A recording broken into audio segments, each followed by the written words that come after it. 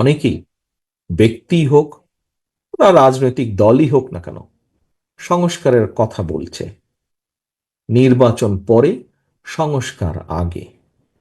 আপনাদের সকলের কাছে আমি একটি প্রশ্ন রাখতে চাই, যারা বলছে আগে সংস্কার পরে নির্বাচন, তাদের ক্ষেত্রে আমরা কি দেখছি? মুখে বলছে পরে নির্বাচন, কিন্তু তারা তো গিয়ে ঠিকই যে বিভিন্ন জায়গায় আমরা দেখছি নিজেদের প্রার্থী তারা ডিক্লেয়ার করে বেড়াচ্ছে। কোথায়? বিএনপি তো এটি করছে না। বিএনপি তো এটি করছে না। কারণ কেন বিএনপি করছে না জানেন?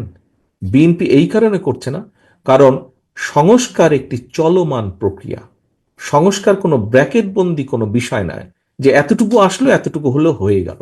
এখন যে কোনো ব্র্যান্ডের পুরাতন এসি বদলে নতুন ওয়ালটন এসিতে উপভোগ করুন 25% ছাড়। সংস্কার একটি চলমান প্রক্রিয়া, যেহেতু আমরা বিশ্বাস করি সেজন্যই আমরা বলি যে নির্বাচন এবং সংস্কার এটি চলমান প্রক্রিয়া। সংস্কার চলতে থাকবে, কিন্তু নির্বাচন হতে হবে নির্বাচনের সময় মতন। এবং সে কারণেই আমরা অনেককেই দেখছি বলছে মুখে আগে সংস্কার পরে নির্বাচন, কিন্তু বাস্তবে তারা ঠিক তার বিপরীত কাজটি করছে, যেটি বিএনপি কখনোই বলে না, বিএনপি করে না। বিএনপি তাই করে যা বিএনপি বলে, বিএনপি তাই বলে যা বিএনপি করে। তাদের কতজন ব্যক্তি সেই সময়ে স্বৈরাচার শেখ হাসিনার রক্ত চক্ষুকে উপেক্ষা করে সংস্কার কথা করার কথা সাহস করে বলতে পেরেছিল?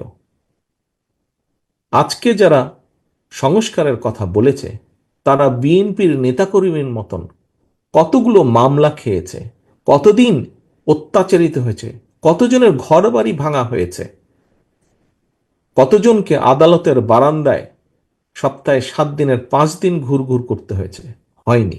খোঁজে দেখেন, কারোরই হয়নি যারা আজকে জোর গলায় সংস্কারের কথা বলছে।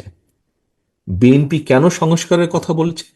কারণ বিএনপি অভিজ্ঞতা আছে।